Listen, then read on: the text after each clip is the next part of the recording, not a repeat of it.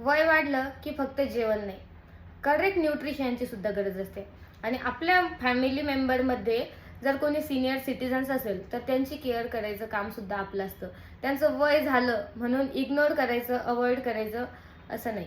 आपल्या लहानपणी त्यांनी आपल्या बारीक बारीक आणि बेसिक गोष्टींकडे लक्ष दिलेलं असतं. त्यामुळे 60+ होऊ द्या, 70+ होऊ द्या, त्यांची इम्युनिटी आणि त्यांची विल पॉवर वाढवायचं काम सुद्धा आपलंच आहे. अशा लोकांसाठी तुम्ही कोणकोणते विटॅमिन्स, कोणकोणतं कॅल्शियम त्यांना द्याल आणि ते कसं? तर सर्वात फर्स्ट नंबरला आहे विटॅमिन डी. विटॅमिन डी हे ओल्ड एज लोकांच्या बोनसाठी खूप इम्पॉर्टंट असतं. सेकंड नंबरला येतं विटॅमिन B12. B12मुळे आपली इम्युनिटी म्हणजेच ओल्ड एज लोकांची इम्युनिटी आणि जो त्यांना मेमरी लॉसचा जो हळूहळू प्रॉब्लेम चालू होतो तो कमी करण्यासाठी विटॅमिन B12. नंतर येतं कॅल्शियम, जे की आपल्या हाडांमधलं जे जॉईंट्स असतात तर ते जॉईंट्सला रिकवर करण्यासाठी किंवा ते पक्के ठेवण्यासाठी, ज्यांना त्रास जास्त वाढू नये यासाठी यासाठी आपल्याला त्यांना कॅल्शियम देण्याची गरज असते.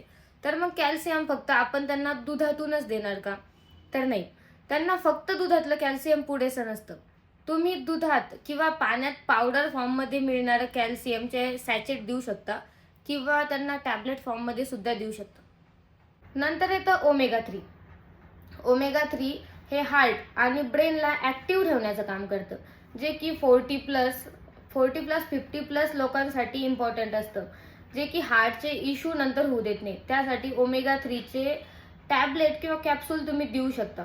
आणि सर्वात लास्ट म्हणजे विटॅमिन सी, जे तुमच्या इम्युनिटीसाठी खूप आवश्यक आहे. विटॅमिन सी हे लहान मुलापासून एकदम ओल्ड एज लोकांसाठी सुद्धा खूप गरजेचं असतं. सो त्यामुळे विटॅमिन सी सुद्धा तितकंच इम्पॉर्टंट आहे जितकं की बाकीचं सगळं.